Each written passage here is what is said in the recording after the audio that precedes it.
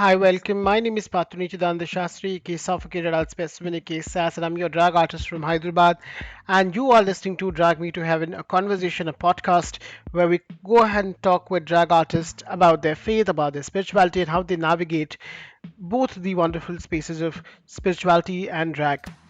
So far, we had very wonderful conversations, which we were able to kind of go and curate for you.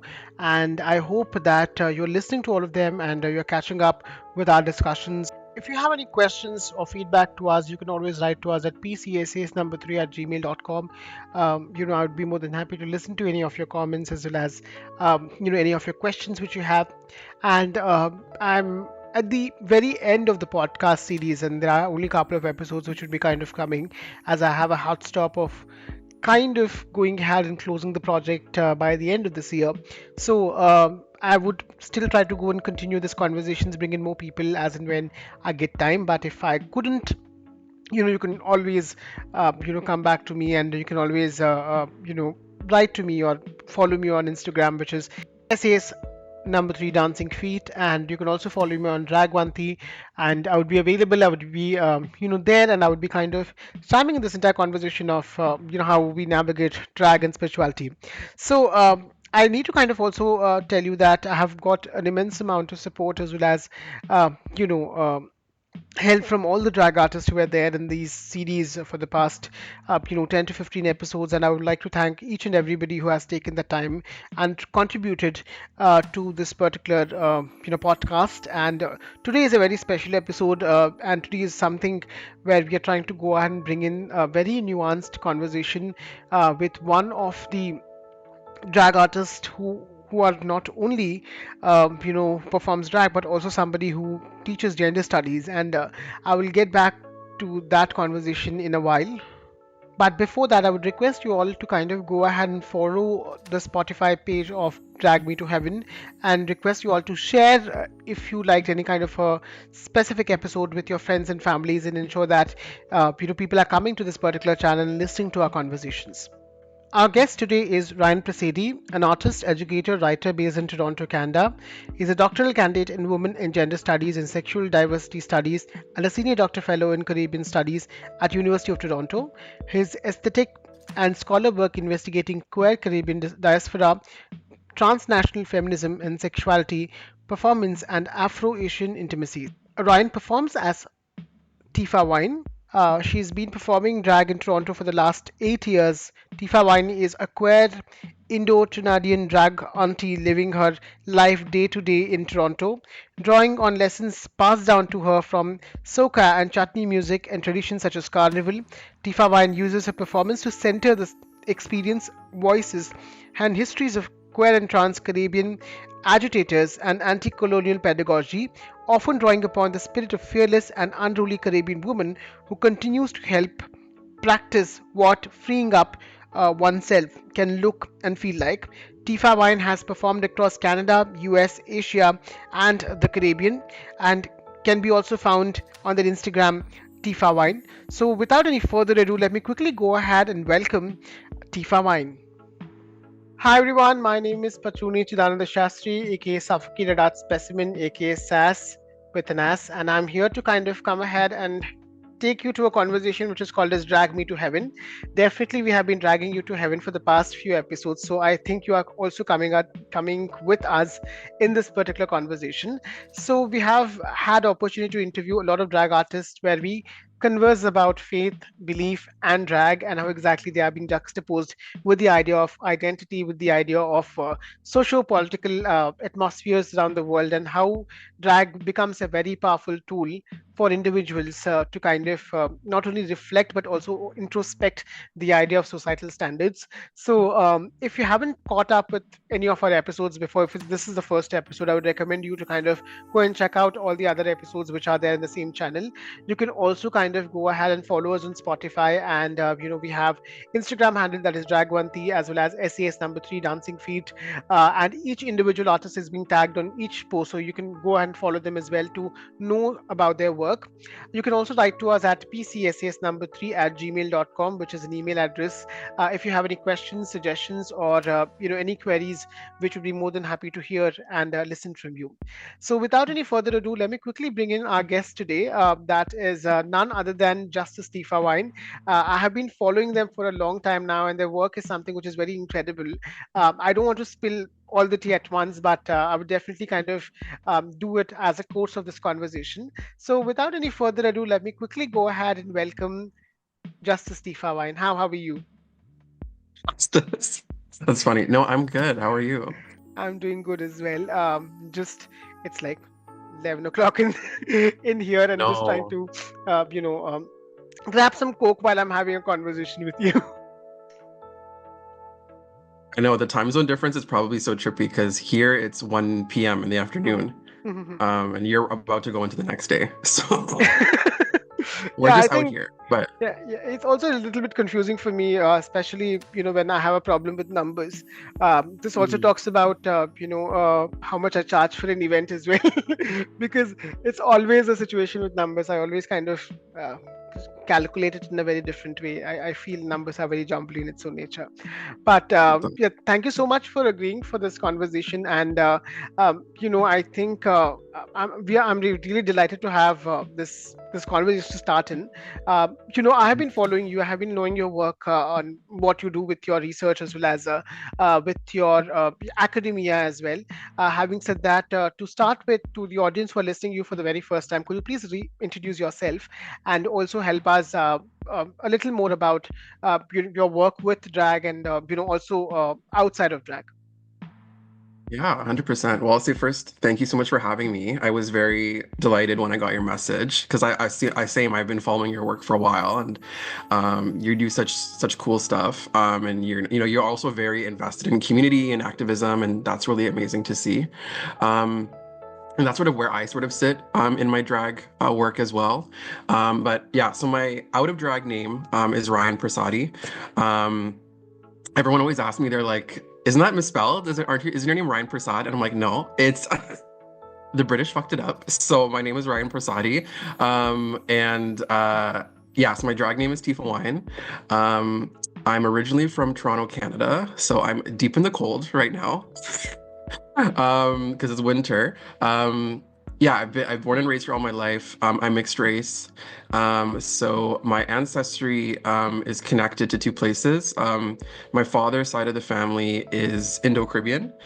So for anyone who doesn't know, that speaks to an experience of what we now call South Asians who were brought to the Caribbean after slavery was abolished. And they were so I'm the descendant of Indians that were brought to an island or a set of islands called Trinidad and Tobago, where they like were working the land. And my father, I think, is about fifth or sixth or maybe seventh generation Trinidadian, so they've been there for a while. Um, in terms of faith, I think in the Caribbean is a little more complicated than it is in other parts. Not for better or for worse, but just because in my experience, I've learned that my ancestors were Hindu, and they were brought to a place in the Caribbean or in Trinidad called San Fernando, which is where my dad was born. Um, and that city in particular had one of the highest numbers of Indians that were converted to Christianity when the British were occupying the region. So I'm a descendant of, it's actually really weird that I ended up in Canada because the Canadian Presbyterian Church were the ones that were doing the conversions. And so it's really weird that I ended up back in, well, not me, I was born here, but my family ended up back in Canada, sort of that weird, moment where the Canadian Presbyterian Church was the one converting us and we ended up back living there. Anyways, so there's lots of elements of, I would say, cultural Hinduism um, in like my life, but I didn't grow up practicing it, and I didn't grow up actually knowing that much about it. Besides, from song forms and dance forms and that sort of thing. One of my really close aunts, I won't name her because she'll be mortified if I say her name. She's very private, but there's an art form in Trinidad and in the Indo-Caribbean called chutney music and dance, and a lot of that is sung in Bhojpuri. A lot of that is sung in Hindi. So, we grow up not knowing like the what for me as someone who's raised Christian, like I don't speak Bhojpuri, I don't speak Hindi, but we like know all the words, right? So we grew up like doing these dances, knowing all the words, having that ancestry, but it's very like remixed, right? And like when Indians were brought to the Caribbean, they had to like make life anew, right? Particularly in the relationship with Black and Indigenous folks and other racialized folks. So the ways in which we do things are very different than I say than what happens in South Asia. And sometimes that produces a lot of tension, particularly in Canada. There's a lot of tension between, say, South Asian diasporic communities and Indo-Caribbean diasporic communities, right? And we also get along as well, right? But there's been this narrative that we're not real Indians, we're broken and fragmented, and we need to go back to India to fix ourselves. And in my work, I'm very much critical of that narrative of authenticity and homeland politics, and because we radically changed when our ancestors left, right? And so I'm invested in those new ways of being, right? That also queerness helps us to think about, right? Because when, I always tell my students, and I'll say as an introduction, like I'm also a teacher. So I was a high school teacher for many years in Canada. I left that and then I went to grad school. And then I ended up becoming a professor. So right now I'm teaching as a professor in Connecticut, in the US. I'm a professor of gender studies. So a lot of my work is around queerness and sexuality and migration politics, and particularly the Indo-Caribbean and more widely the queer and trans Caribbean. But yeah, so I kind of do a lot of things. I try and do, different things in my drag as well. But yeah, my drag sort of came first, right? It was like I started doing drag about 10 years ago now. I was like 21 and I'm like 32 now. So yeah, so my drag sort of I had a different drag name before. She's dead. She died. And she, when you start drag, you're like experimenting, you don't really know who you are yet. And then as I started to get into it, I started doing a lot more like activist work and community oriented work. And I really found myself really doing this very comedic, theatrical performances of using Caribbean culture, but using it to speak to very real issues like gendered violence and misogyny and transphobia and all these sorts of things.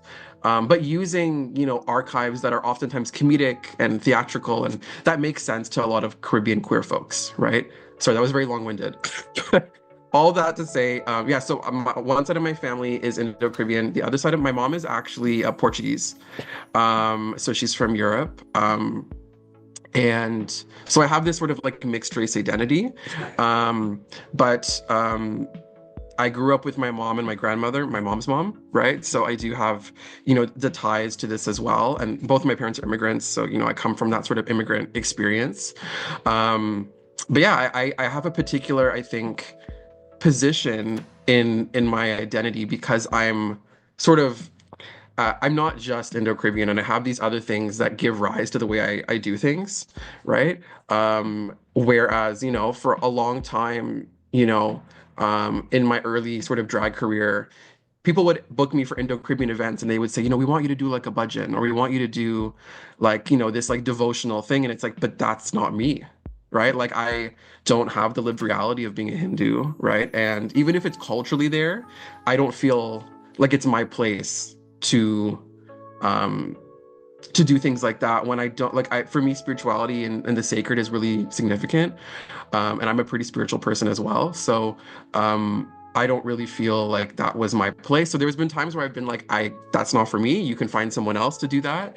But yeah, my drag work is very invested, I would say, also in the relationships between Blackness and Indianness, right? So I do a lot of soca music, which is a genre of music that comes from Caribbean Carnival, which was an appropriated art form that enslaved Africans took up to critique and to mock and to resist white colonizers. But because Indians sort of come into that legacy, right, I'm very invested in these relationships between Blackness and Indianness that are not always joyous, right?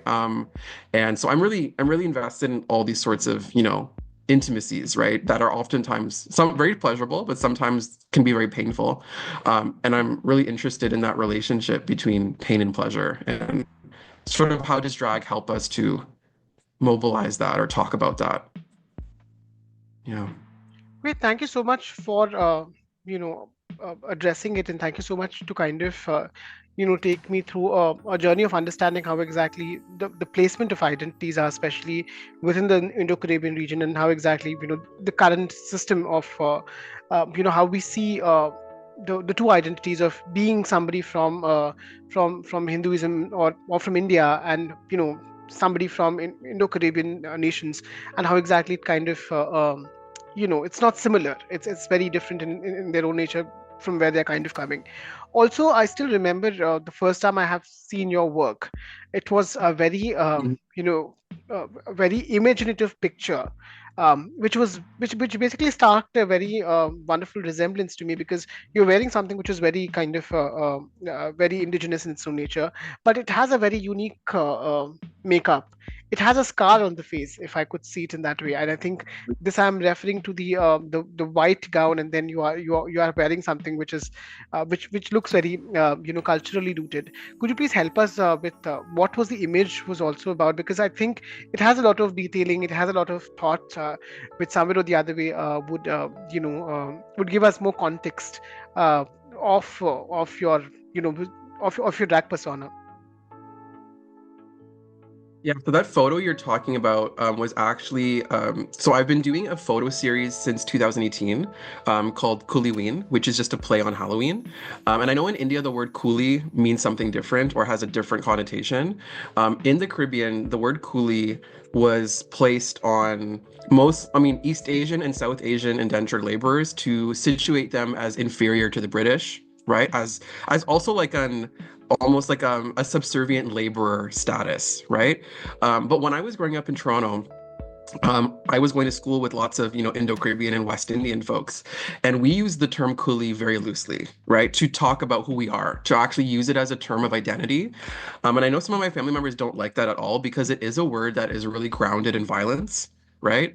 It's been used by numerous communities to sort of inferiorize the Indo-Caribbean and Asian Caribbean community, but now it's sort of been appropriated and reclaimed as a way to sort of situate political identity. And also to talk about that we're a group of people that were made possible through a labor diaspora, right? We came to the Caribbean to be laborers. Well, not we, but our ancestors, right? So I use the term coolie a lot just to give context to that piece because a lot of times I get situated in conversations that are just grounded as South Asian.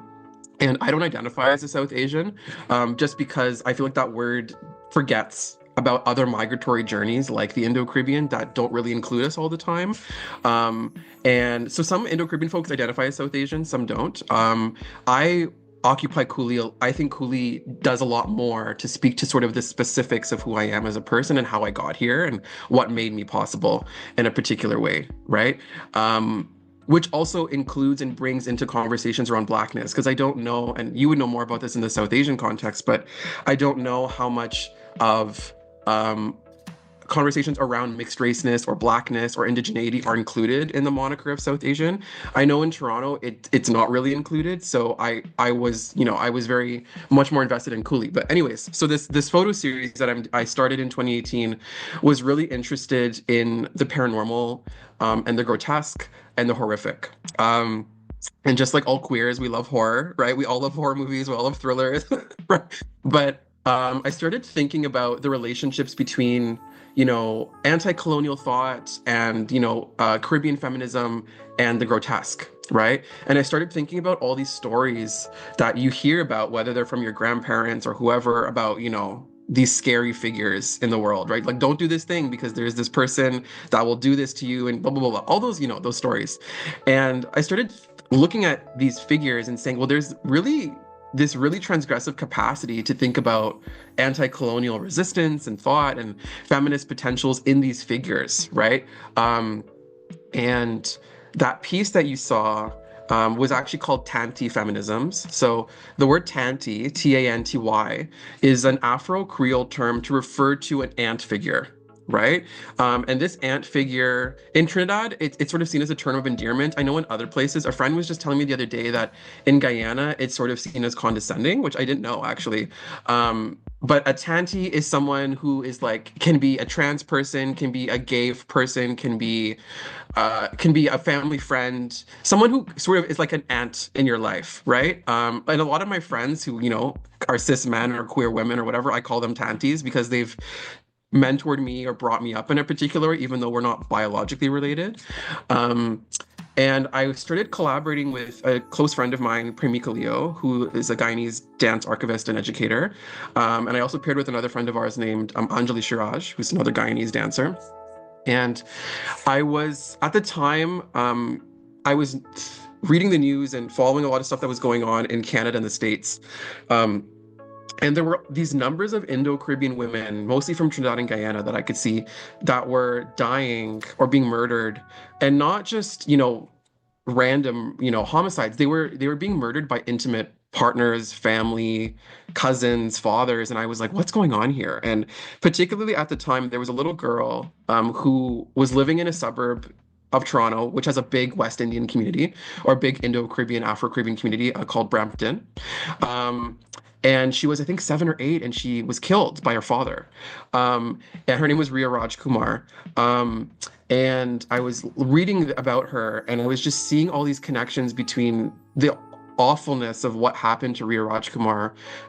What ended up, I don't know all the full details, but from what I read and the research I did was the parents were not together, and sort of there's I think in an act of rage or something, the father killed himself and killed the daughter. And I was just thinking about how all these violences that get enacted in the diaspora are really not that separated from what has happened historically, right? So a lot of the violences that were happening to Indo-Caribbean women on the plantations in the Caribbean are being reactivated in the diaspora, right? Because, in the Caribbean, there was this notion of something called wife murders, where basically when Indo-Caribbean women were seen as being, too promiscuous or being too erotically autonomous or living in their bodies, they would often be punished. And one of the ways in which Hindu men in colonial times would punish their wives or their partners or whatever they were is they would slash their noses. And you would probably know more about this given the Hindu stories and scriptures, but there was this notion that an Indian woman's nose was a sign of her honor and was a sign of her respectability. And there's a journalist named Gayatri Bahadur who wrote a book called Kuli Woman, and she has a chapter in it called "The Woman with the Broken Nose," and she ties the slashing and the harm that these women were inflicted upon to a lot of Hindu texts, epics, texts, and all these sorts of things. And so when I was developing that piece with Pramika and Anjali, I was saying, I really want to do something that that honors these women that have died, right? But also honors women that we'll never come to know, right? Like women who just go missing, or women who, were never recorded in the colonial archive. We don't know their names. We don't know how old they were. We don't know. There's so much during indenture that wasn't archived, right? So like a lot of people came from India and all they had was like their first name, right? Maybe they didn't have a last name. Some women were escaping domestic abuse. So there is also this narrative that we were tricked onto boats, which did happen, but there were also people who left of their own agency, right? Like sex workers, those that were criminalized, those that were living in poverty. There's accounts of women who were trying to escape domestic abuse in India, who were just like, see you later. Like, I'm getting on this boat. Again, I'm playing fun. Obviously it's much more horrific than that. But so yeah, a lot of these women came to the Caribbean and were then given access to like do things differently than they had been. We were able to escape caste in a certain way. We were able to escape a lot of different things, and we were also not allowed to escape a lot of different things, right? But that piece that you're talking about was to give life and movement to those women, both the ones that we can see and the ones that we can't see.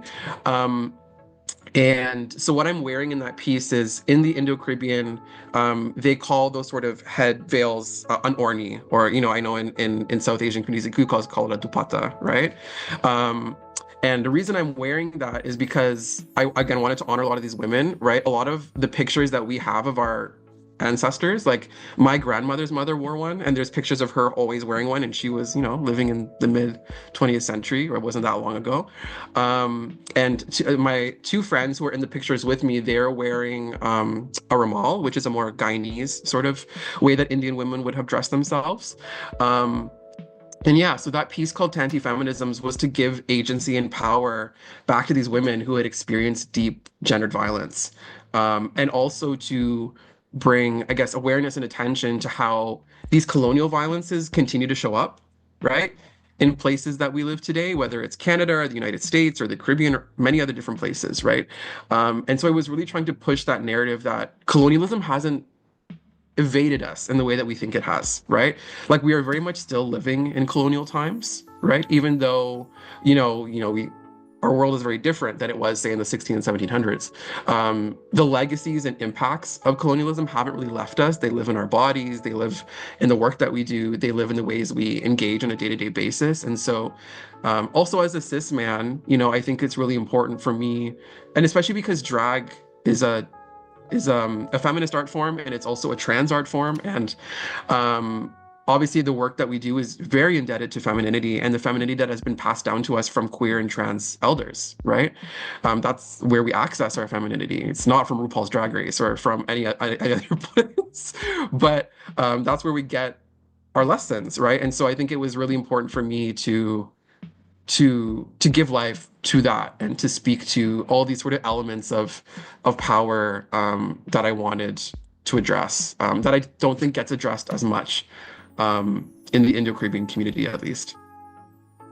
You said something which is very interesting, that we're all kind of somewhere or the other, we're still living in a space of colonization. It's something which we, like, I was just trying to rethink about from where this entire idea of drag being a very anti space for you know especially people who kind of celebrate a certain kind of a figure or a idea of men dressing up as women in temples is okay, while somebody just doing it for the idea of self pleasure and joy is seen very contextually that it's very anti religion, anti society, anti culture. So because again we are all having that hat of colonial mindset in some way or the other way, it's still like as and when we engage with consumerism as well, our idea of carrying this colonization which we are all being put into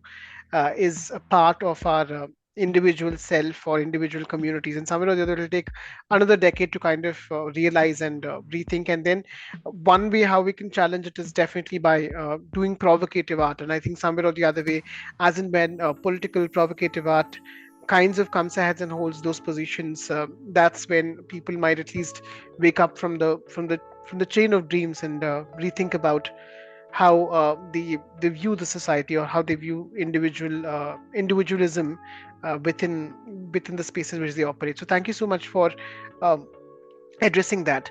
Now I will come to a question which I really wanted to check with you. Were there any times where there were any kind of a conflict with your faith or belief and with the I think you have already mentioned that in the first question as well, like very briefly.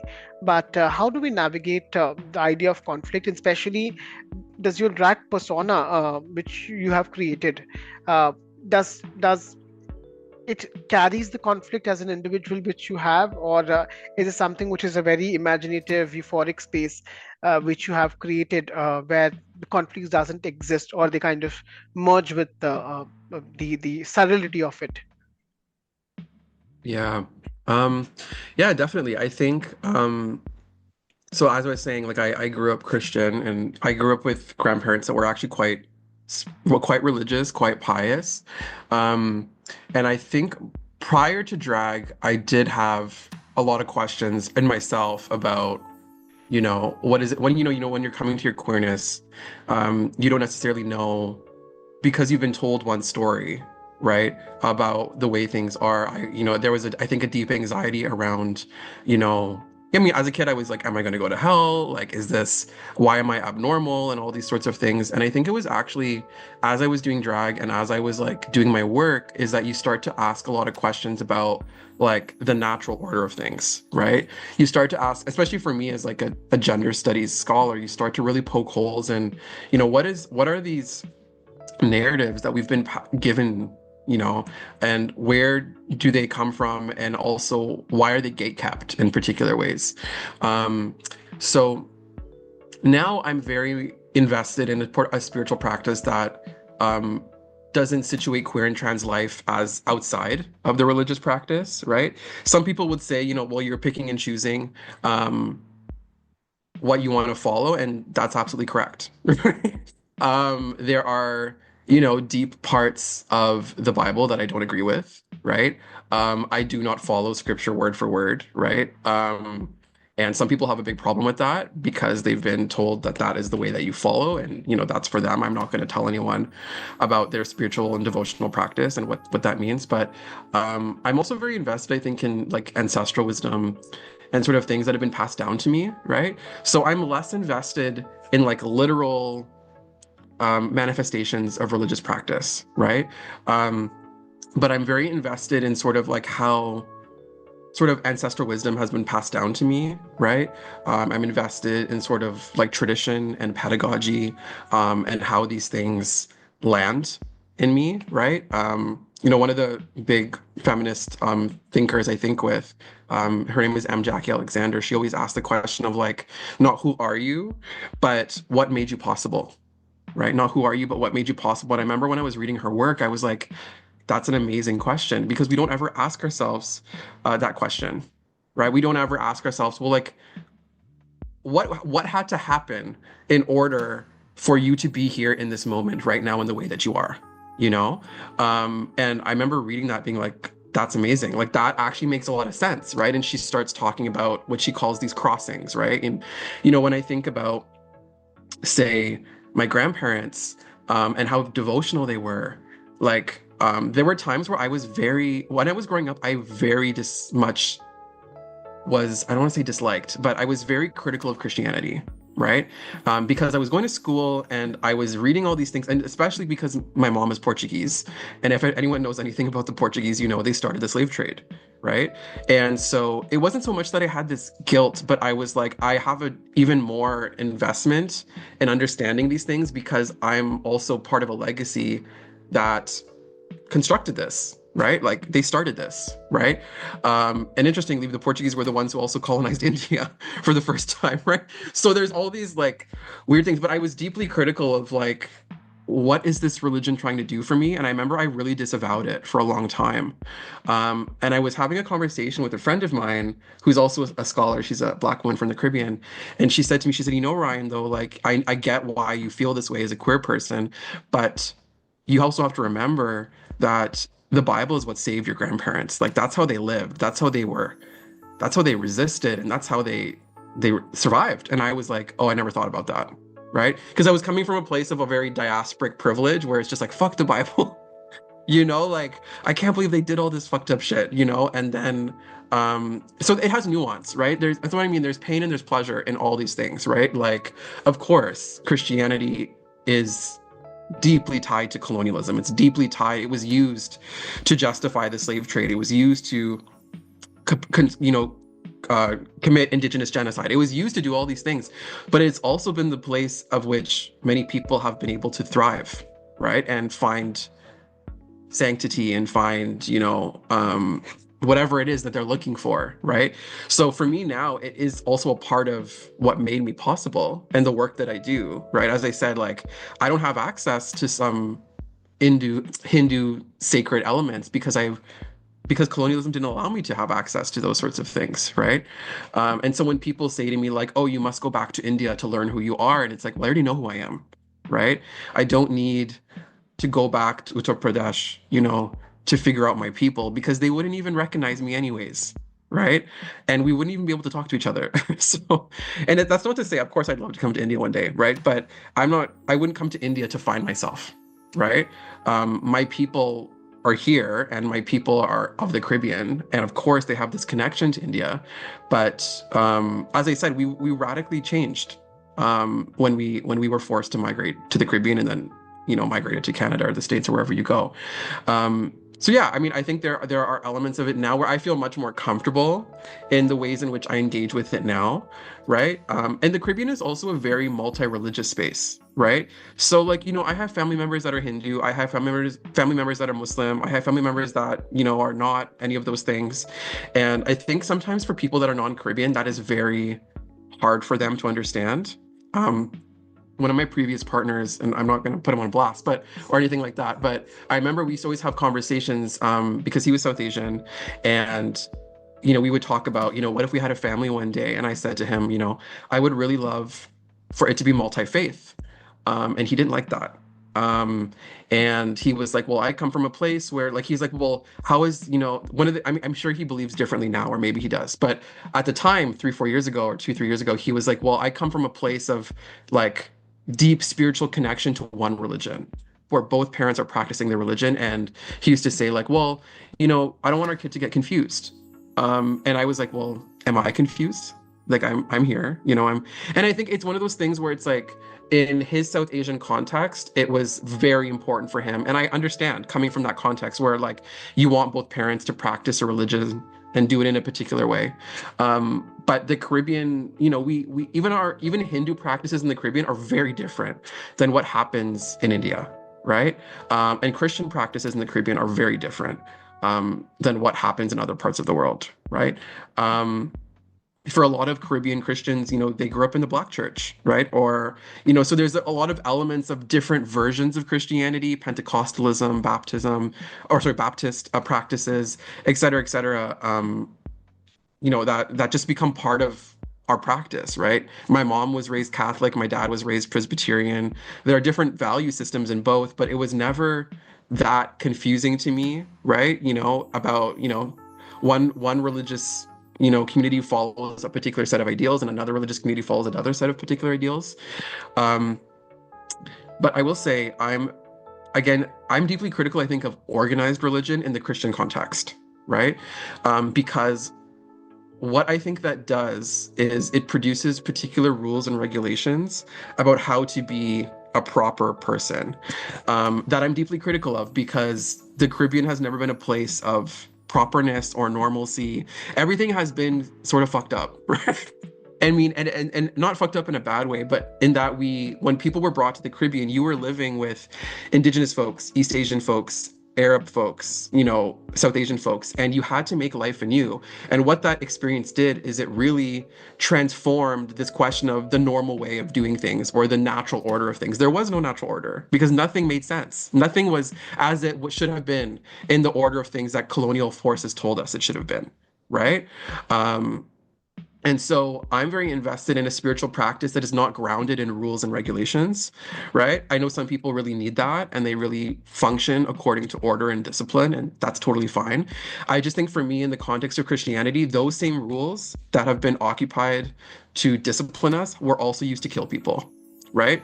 And, like when I teach my students about things like scientific racism and eugenics, which was basically a racial classification system that was built on biological data that situated white people as the most superior and everyone else at some level of inferiority.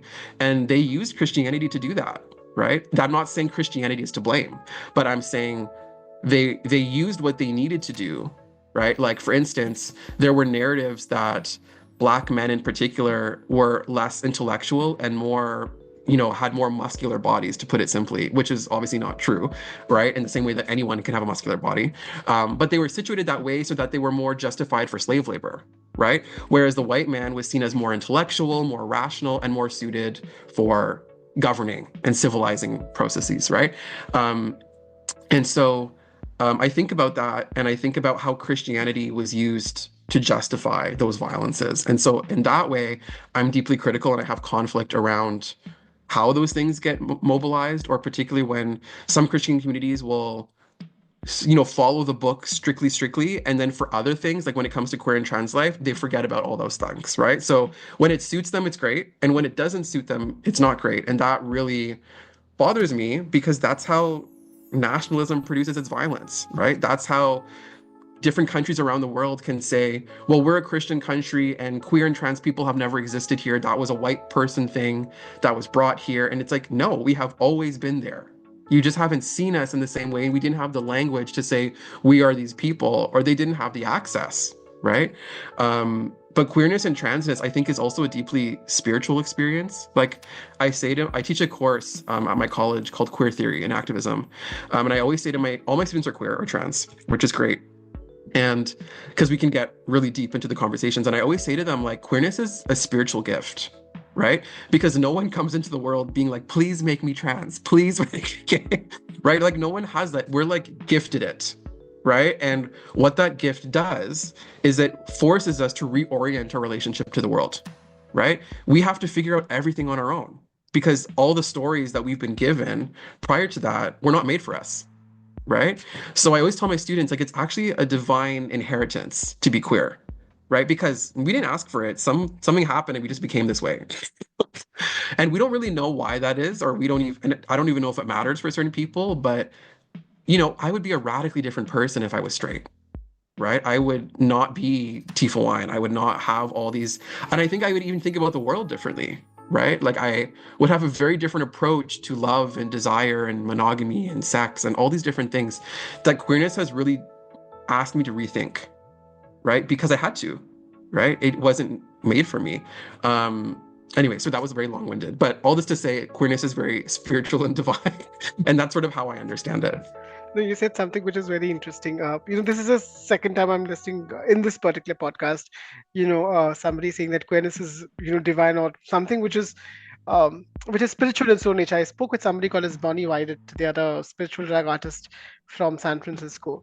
They also said the similar kind of quote that uh, queer people are angels because they have a lot of they are magic. Like queerness itself is something which is very felt magic, and people usually Yeah. kind of experience that once they are in contact with in the vicinity of a queer person, and that's also a lot of straight women say when they meet a queer guy or a queer woman.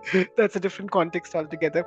And you also mentioned about the entire idea of, I was just, when you were talking about the idea of how Christianity has been a space to kind of not only create rhetoric, it's also something which I was parallelly thinking with the identity of Hinduism. And somewhere or the other way, you said something which is about scriptures, people following scriptures, or people kind of going word to word when they try to look into scriptures. And this is the same space which created something which is like Kama Sutra, which people think it's very celebratory text. It's not. It's very misogynist text in its own nature. Oh, And really? somewhere, yeah, Okay. it is, because it kind of describes the idea of a body, as you said. If a person with a certain kind of skin color, their shape should be in a certain way, the body should be in a certain way to have pleasure. And then this juxtaposition of how misogynously they kind of talk about the idea of woman, especially in the context. And these are something which are again being given back to us, saying that, okay, this is a space which we talked about, sex in a far more different way, so we should be very agile in understanding and accepting queerness. But again, they use the same kind of a text to come back and say that, okay, queerness is not included in this text, so we should not be celebrating it. So I think whatever you have kind of laid, it's something which is very parallel to what is happening in other contexts of other religion as well, which is something which can be very immediately juxtaposed and kind of relooked into while we are having this conversation. Now, I would get back to the a couple more questions which I have, and you are somebody who do drag in a very kind of out way about talking about identities, making it very relevant to the idea of politics whatsoever is happening in the world currently. There have been a lot of attack directly on the drag artist or drag the art of drag itself, which might be either in the US or if I'm seeing where drag has been seen as a sin, drag has been banned, etc. The same thing is also happening within India as well, where there are times where the trans as well as drag artists who are performing in clubs, especially in my city of Hyderabad, they have been always kind of detained for seeing it as a very vulgar art form in its own nature, and trans people are being booked, and then they are being kind of forced to wear something which is very masculine to kind of prove that they are not trans in their own nature. This entire attack is something which kind of constantly happens across, and it's a counter circuits which work. Like one country does it, and then it immediately shifts to the entire world. The current is something which is very much, very immediately kind of felt across. And this is a time where drag artists are also trying to use their art form to counter and create agitations, create more conversations about, a lot of things which are happening. It might be the entire, drag artist going ahead and uh, signing a petition to end war for Palestine. I have seen there's this drag for Palestine, which was a page where there are a lot of drag artists kind of going ahead and, signing petitions, or in my home country where people are signing petitions and asking the Supreme Court of India to kind of relook into same-sex marriage and how exactly, and trans horizontal reservation. So drag has been very politically placed in multiple cultural contexts. So I would like to ask you, what should be our conscious, cognitive thought process when we are doing drag as an individual? And while definitely it's a part of an entertainment, do you think we're also liable of what we kind of present on the name of art to our queer community or to the society overall? And how do the current or the upcoming drag artists need to always keep themselves checked about what should be done, what should not be done in this particular plethora? Yeah. I mean, I have a, okay, to answer your question, I have I think a particular view about what drag is that I think might help me to answer this question. That is different, I think, for other people. For me, drag is always inherently political because what we're actually doing, for me at least, is I'm not really interested in looking like a woman or looking like a man or reifying these categories that have been passed down to us that don't really exist, right? They've been taught to us that there's something called a man and there's something called a woman, and they have particular versions of what that looks like. And but obviously those things are not fixed. They have not existed in the same way throughout all time, right? For me, I always say like drag for me is like a rehearsal, right? I get into drag not because I want to look like a woman, and I don't. Like I'm very invested. I mean, you've seen my makeup and I've seen your makeup, and I think we're very much in the same sort of area of what we aesthetically like. But I'm very inspired by like exuberant artists, over the top artists, dramatical artists, theatrical artists. And as I said, I'm interested in like the horrific and the grotesque. And so for me, drag is a rehearsal of what it could feel like to live in a body that is all encompassing and allows us to sort of evade the structures of violence that we have been placed upon, right? It allows us to access things like femininity and masculinity in places where, like in the public arena, I wouldn't feel as comfortable, right? To dress the way that I dress in drag. So drag actually allows me to feel like what would it feel like to live in my body if I didn't have any restrictions, right? And what could a world look like if our bodies were not bound by national, legislative, judicial restrictions, right? That you're talking about. And, the ways in which often queer and trans people are always, the ones that are being targeted by state laws, right? Um, and so you're asking about what we should be doing, right? So for me, I feel that drag cannot be stripped from political practice, right? Because when we think about, especially in the United States and Canada, right? I know in India it's very different. And there's also devotional aspects to it, artistic aspects to it. Oh no, okay. Um, so yeah, I would say at least in the US and Canada, we come out of a legacy of activism. That's where drag sort of emerges from, right? It emerges from not being okay with the ways in which we are being surveilled or policed or hurt or damaged or wounded, right? And so I always say, like, if we're not invested in actually producing an emancipatory world, you're a makeup artist or you're a model or you're any of these other things that you can be. And some people really don't like when I say that, but I'm saying for me, like we are like pushing the agenda of like what life can be. That's what we're doing in drag, right? We're telling stories. We're using our bodies to imagine and feel and rehearse what it could feel like to feel more free, right? And for me, if you're not doing that work, whether it's very on a very macro level or a minor level, it's not drag, right? It's something else, and that's fine, right? Just that's the genealogy, that's the practice I come out of, right? So when I see people that say, "Well, I just want to be pretty," it's like, then you're a makeup artist. Just be a makeup artist, right? Like we need drag voices that are here to push the agenda, right?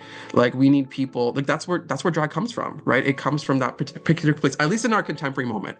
Historically, okay, people can say, well, drag was done in the theater, it was done in Victorian England, whatever, but we're not living in those moments anymore, right? I mean, if that's your genealogy, if that's your legacy, that's where you start. Okay, that's fine, right? But for me, my starting place is not that. My starting place are queer and trans of color voices who have pushed the agenda and fought for freedom, right? So that's where I situate myself, right? In those sorts of people and those sorts of voices.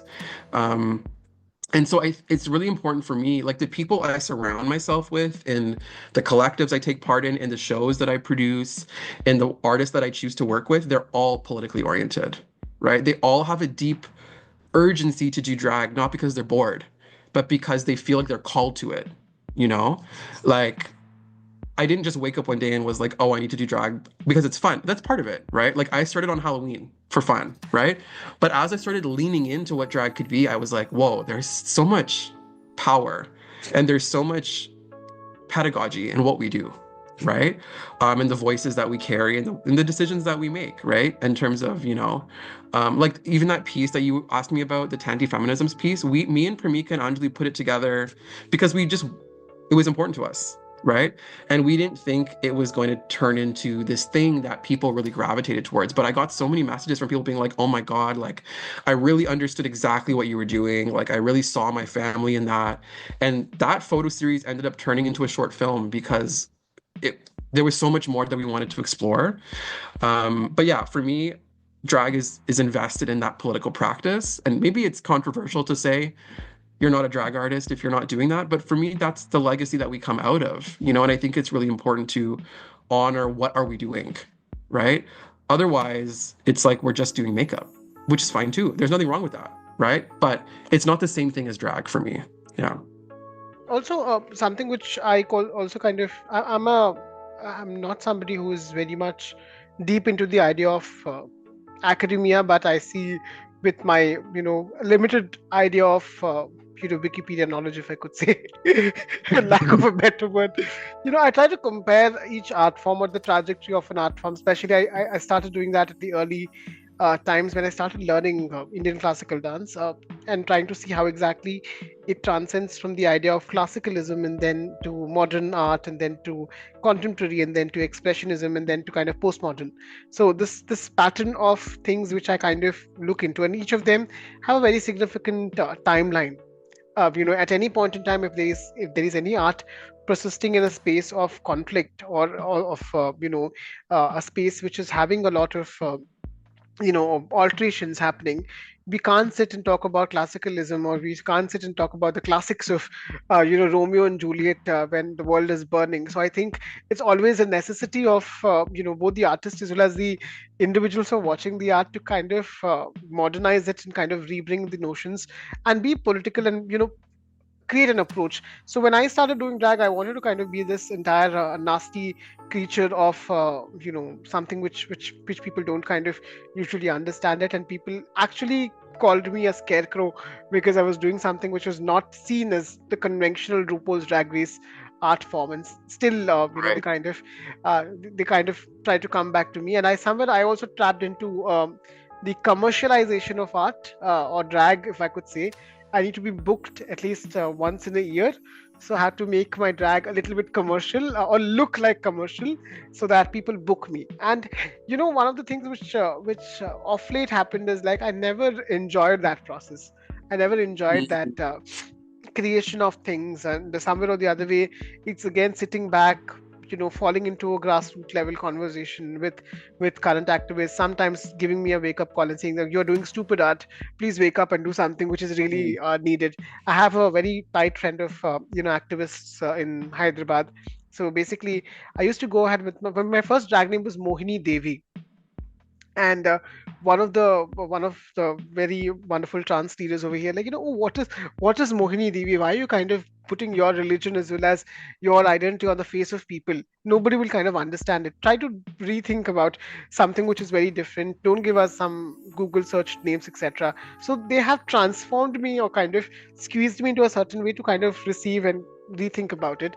And somewhere or the other way, it also made me realize that, any artist at any given point in time, if they do the same thing for the next 2 or 3 days, they will not be relevant. And it's really important, if you are relevant in this particular current world, you have to be political, or you have to have your art speak about the current issues which are happening around.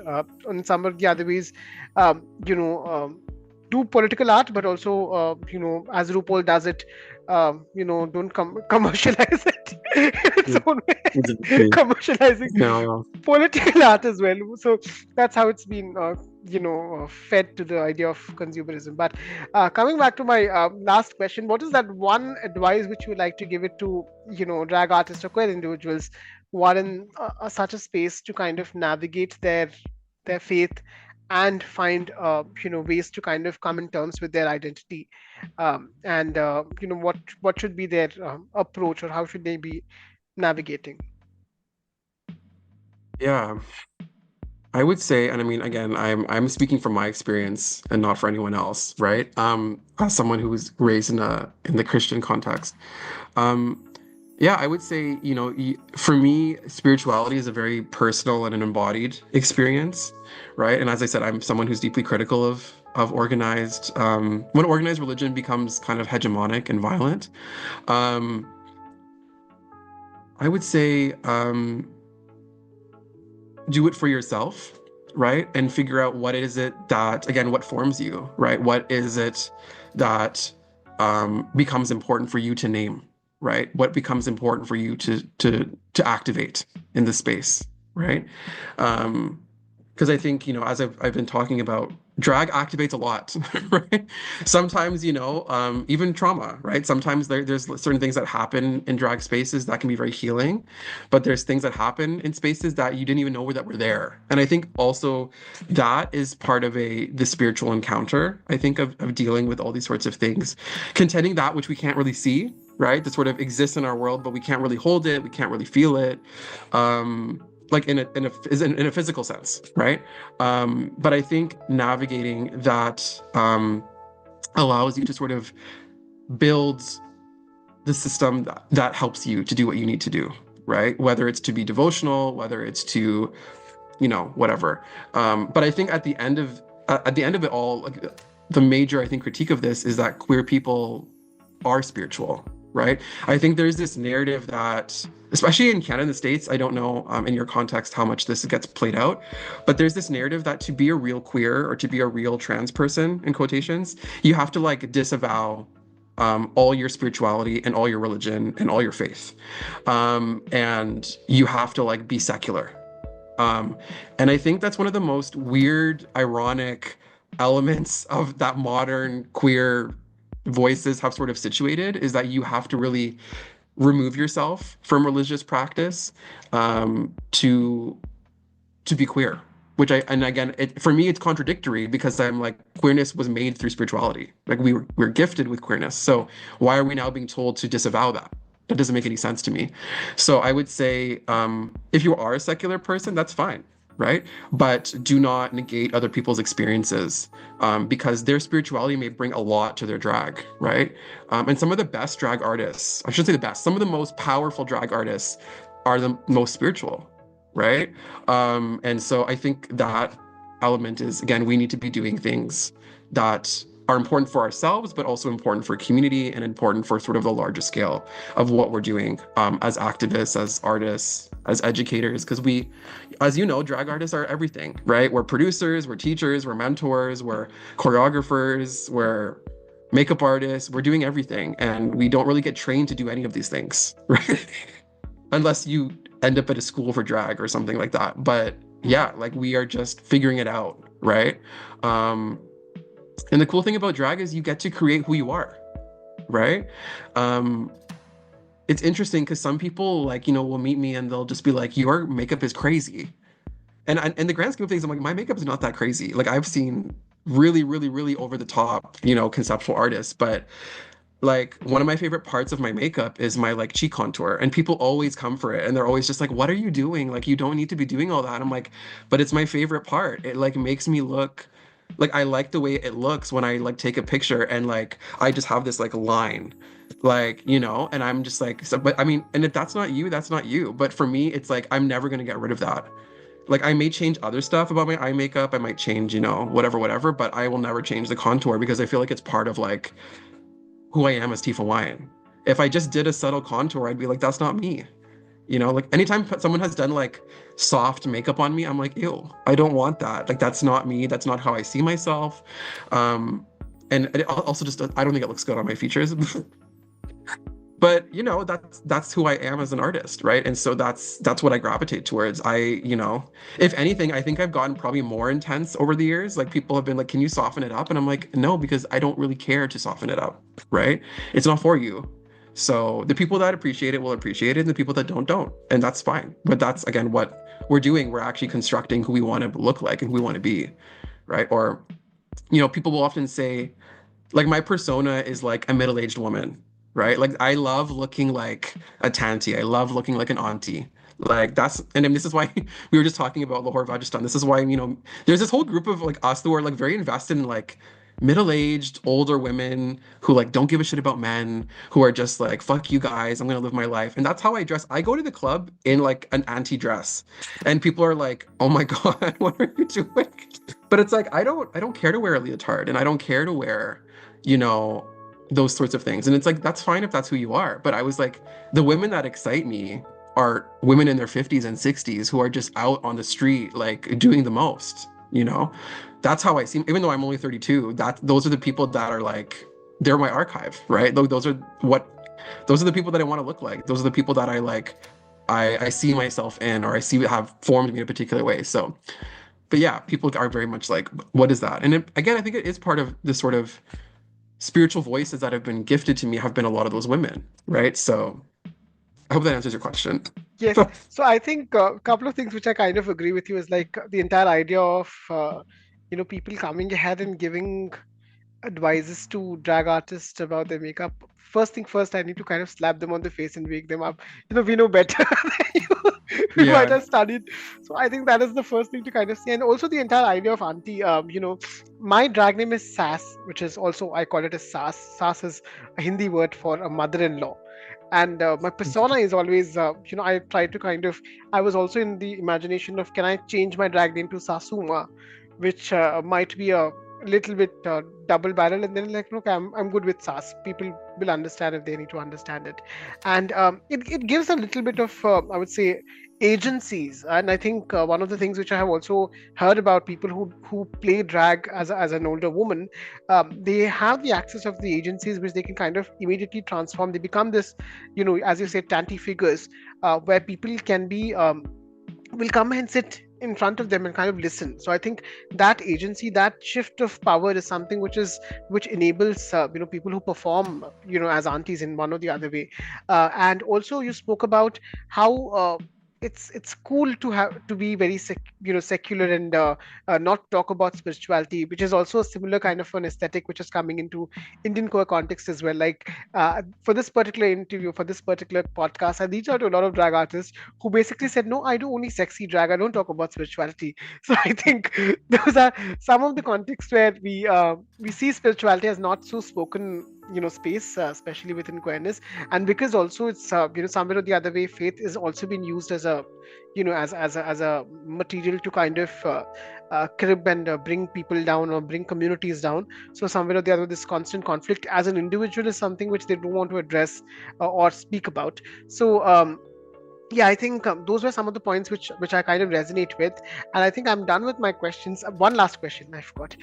This is the Yeah. very last question. Could you give us a little bit of, you're the first queer academician who does drag. I know there is there is Lahore, Rajasthan as well, but I'm speaking for the first time with somebody.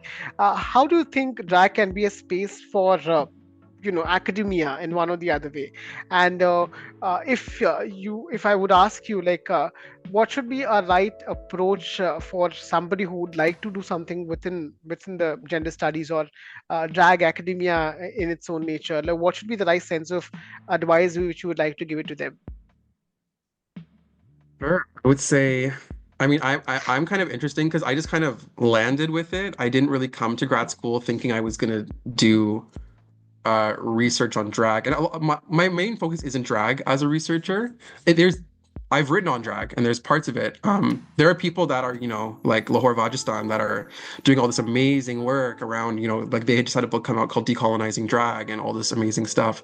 I just sort of I was doing drag before, and then I was doing my PhD, and then people started asking like, would you do a lecture like in drag? And I think for me, it's really exciting because when you do a lecture in drag, I mean, so when you do a lecture as me, no one really, they're like, okay, he just looks like a cis man, whatever, right? But when you come in the makeup and the padding and everything, people are like, oh my God. And I think it's because also a lot of young students, 17, 18 years old, they don't have access to drag clubs, right? A lot of my students I teach now have never been to a drag show, right? And so I think it's really cool that we're able to actually engage in what we call praxis, which is basically like when we don't just do theory, but we actually use the theory to do real things, right? So when people see a drag artist for the first time, they're just like, they're so amazed because they don't know what they're looking at, right? And it's really complicating their versions of gender, right? So I would say, drag definitely does have a place in the academy. I would say the academy doesn't always support drag, right? I think again we have to remember like drag is a community art form that's brought into the ivory tower, not vice versa. So I've had really good experiences with bringing drag into the university, right? But of course that's not where it should live, in my opinion, right? Drag is, again, it needs to find its way into different places, but it lives in community-oriented spaces. It lives in the nightclub. It lives in the street. It lives in marginalized communities. That's where it lives, right? If it finds its way into other institutional spaces to teach and to help and to educate, then that's great, right? But again, I think I'm, also, um, I don't want drag to just be an academic thing, right? Because I think it has its place, right? In that what it and all art forms in that particular way, right? Institutions are not here to save queer and trans people. They don't care about queer and trans people, right? We make them look better, right, by having us in their spaces. But that the academy is not going to free our world. We have to do that ourselves. So I would say for folks that want to get into like drag research, there are so many of us now that are doing this work, right? Lahore Vajistan is one example, but there are tons of scholars that are engaging in drag, whether they're doing it as a practice or whether they're writing about it or whether they're engaging with it. I think I talk a lot of shit about RuPaul's Drag Race, but Drag Race has helped a little bit kind of push drag up, even though the versions of drag that it promotes are very mainstream, and are oftentimes kind of the way that they talk about these things are quite hegemonic. It has produced a level of exposure to drag that I don't think existed like 20 or 30 years ago, right? Um, so it's interesting that there's like, there's books and anthologies and everything. Sorry, books and anthologies and all this stuff about drag as an art form that are really elevating it to this level, right? Um, but in terms of, wanting to do this work, gender studies is a really great space to do interdisciplinary work, right? I ended up in gender studies because I wasn't really fulfilled in the work that I was doing before in another discipline. And drag, really helped me to sort of not drag, sorry, gender studies really helped me to sort of engage and sort of think about the intersections between race and class and religion and citizenship and all these sorts of things, right? Um, yeah, so I mean, it's there is a space to do it for sure, and it is quite celebrated, right? I've never had a negative experience as Tifa Wine lecturing in drag, but yeah. Great. So thank you so much for sharing. I was the only thing which I kind of regret is not having a notepad with me to kind of write down some very interesting point. But I will again, I would recommend all the audience who are listening as well as myself, who will be kind of going on and on about this particular, episode, especially because it's a ton of information. And thank you so much for sharing it. Somewhere or the No other way, problem. it helps a lot of individuals to kind of retrospect and rethink about multiple things, multiple ideas of how we navigate as drag artists. uh, you know Also, some of the other ways I choose drag artists as the subject of this particular podcast is because I feel that they are the faith leaders of queer communities in one or the other way. And if you kind of transcend anything to via the artists, or via the leaders of the communities, somewhere or the other way they become the satellite, and they kind of widespread it to the overall masses as well. So somewhere or the other way, that was a very kind of a thought which I had while curating or while ideating this. So thank you so much for being that person to kind of No share problem. No, thanks for inviting information me. and be a part of it. And to all the audience who are listening to us as well, please do kind of follow us. You can also, I would put the link of Tifa Wine in the Spotify as well. Please do kind of go ahead and shower some love. You can also stay tuned with this channel so that we'll be bringing more such conversations. And if you have any questions, you can always write to us at pcsas number 3 at gmail.com. We'll be more than happy to kind of listen, as well as retrospect with you if you have any questions. So without um, taking much of the time, thank you so much, Tifa Wine, for being a part of this space, and thank you so much for sharing such a valuable information, as well as taking time off your schedule. And I think I'm very much grateful for you to be a part of this and share this wonderful anecdotes of information. Oh, thank you for having me. I loved it. No, thank you so much. Okay, everybody, and have a great day.